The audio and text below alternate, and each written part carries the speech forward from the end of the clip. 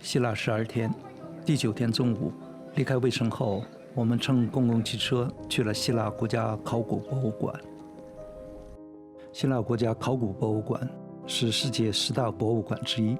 事先做了些功课，尽量控制参观时间，但不遗漏精华。走，现在我们一起2小时走马观花看精华。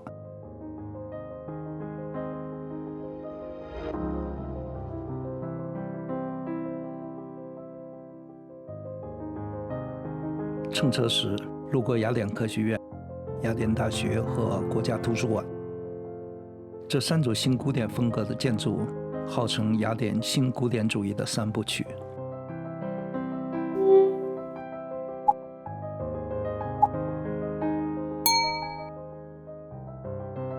博物馆有2层，路线基本上是1楼顺时针转一圈，中途可岔到2楼的展厅。4号厅展出的是公元前1600年到1100年迈锡尼文明时期的文物。展厅里最显眼的就是这具镇馆之宝阿伽门农面具。古迈锡尼人的习俗，死者以金面具蒙面，可以不让魂灵散失。关于阿伽门农和这具黄金面具，在前期视频中介绍过，有兴趣的朋友可以看看。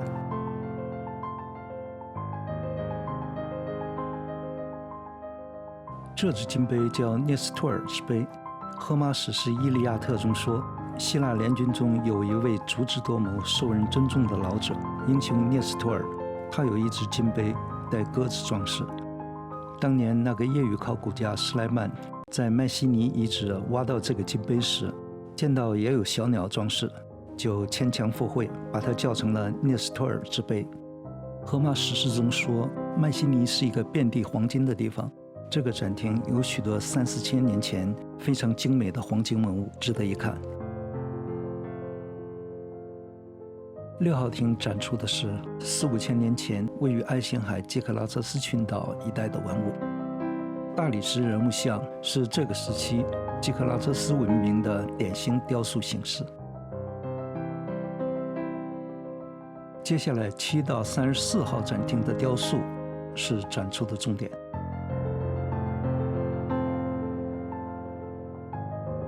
雕塑包括大理石、陶器和青铜器等材料，时间跨度从公元前8世纪到公元4世纪。据说过去有些人言必称希腊，那些言必称的大半就是这段时间的古希腊文明。在中国历史上，对应的大致是从周到晋这段时间。这个大陶瓶上的图案由各种几何形状构成，它是3000多年前几何主义艺术形式的代表作。8到14号厅是古朴主义，也称古风时期的文物。这个时期的希腊雕塑是在埃及雕塑的基础上逐渐演化而来，整体上人物形象端庄，线条没有过多变化。11号厅的石像是代表作。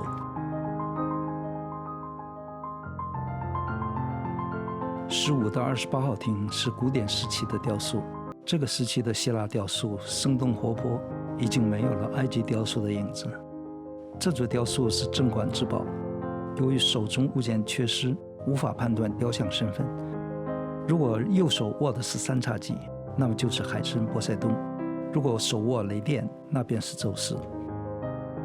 这组雕像是卫城帕特农神庙雅典娜雕像的复制品。帕特农神庙的雕像是它的12倍大。由于神庙和雕像早已损毁，如今人们只能通过这个复制品一窥当年帕特农雅典娜的风采了。这个展厅还有其他的雅典娜像。18号厅展出的是墓碑，这些墓碑表现的是一种淡淡的哀伤，以及死者和家人依依不舍的情景。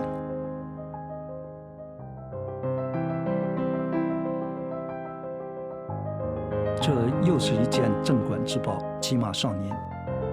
奔马栩栩如生，强健有力。少年骑手俯身马背，飞奔疾驰。站在雕像前，你能感受到他的震撼和冲击。接下来跳到36到42号展厅，这里展出的是青铜器、埃及文物和诗人捐献的文物，有兴趣可以一看。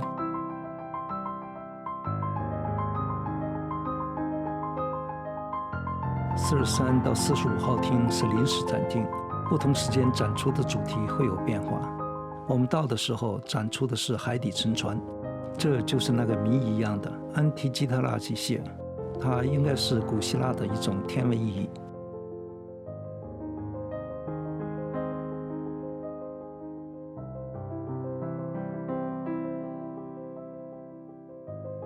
另一个临时展厅中展出的是希腊神话中的爱神阿弗洛狄特。如果不熟悉，那么这个雕像相信一定是家喻户晓。对，女神维纳斯。维纳斯是罗马神话中和阿弗洛狄特相对应的女神。罗马文化受希腊文化影响深远，连诸神也都一一对应。现在上2楼，正对的是48号泰拉展厅。展厅最里面的3幅壁画，它们分别是拳击少年、羚羊和春天。公元前16世纪，一次火山爆发将圣托里尼岛上的一个小镇吞没，壁画被完好的保存在火山灰里。这些壁画人物鲜活，动物鲜花，色彩明艳，4000年前岛上生活的场景跃然壁上。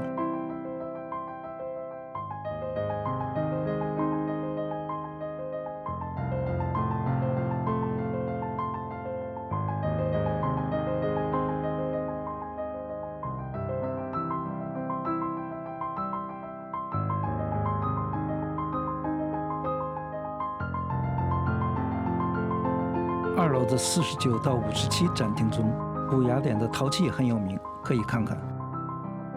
从楼上下来，我们接着到23号展厅。这个雕像是赛银，希腊神话中的海妖，人面鸟身，它们有天籁般的歌喉，用来迷惑引诱路过的船员，使他们的船只触礁翻覆。这幅油画描述的是英雄奥德修斯将自己绑在桅杆上，以抗拒赛银的诱惑。希腊神话中，特洛伊王子帕里斯把象征最美女神的金苹果给了爱神阿弗洛狄特，从而得罪了天后赫拉和智慧女神雅典娜，导致后来特洛伊战争而灭国。28号厅的这座雕像，因为是在马拉松湾打捞的，又叫马拉松男孩。有人认为男孩的左手好像托着一个苹果，那他似乎就是特洛伊王子帕里斯了。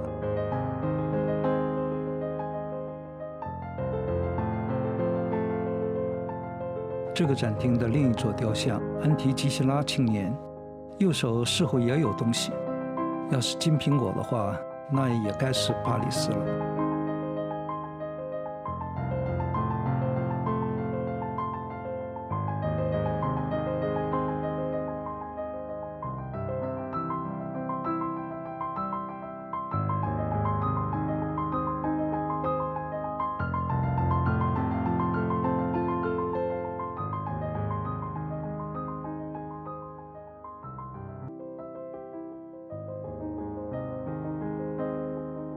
正义女神特尼斯，与之对应的罗马正义女神是朱斯提提亚，英文中的 Justice 就是从这里来的。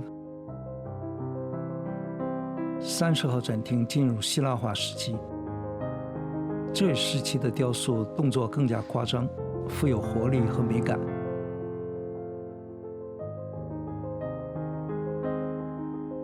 在这个时期，除了神明、英雄以外，希腊雕塑也开始关注普通人。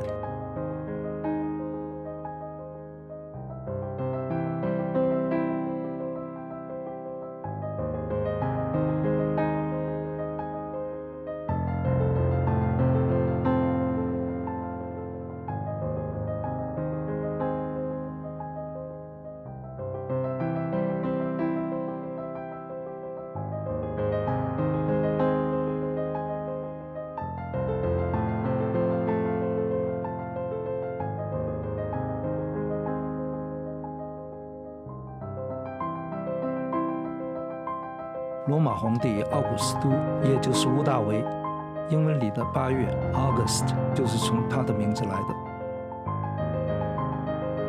31号展厅进入罗马统治时期，罗马人占领了希腊，但却被希腊文化征服。这一时期希腊化风格的雕塑得以继续，只是在内容上增加了很多罗马元素。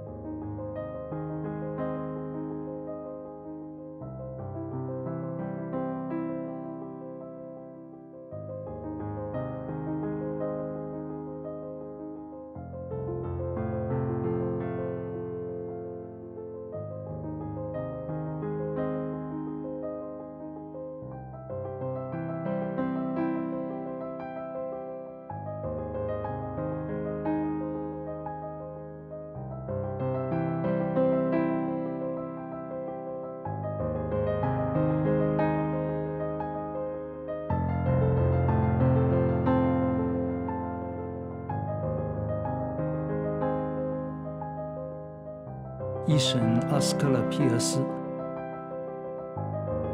他的这根盘蛇手杖成为后世跟医学有关的符号。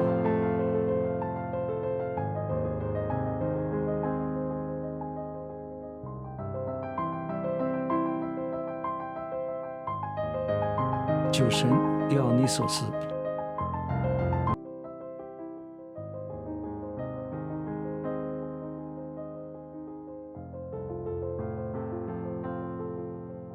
到这里参观就结束了，2小时的参观，感觉就像一次穿越时空的旅行。朋友们，下集再见。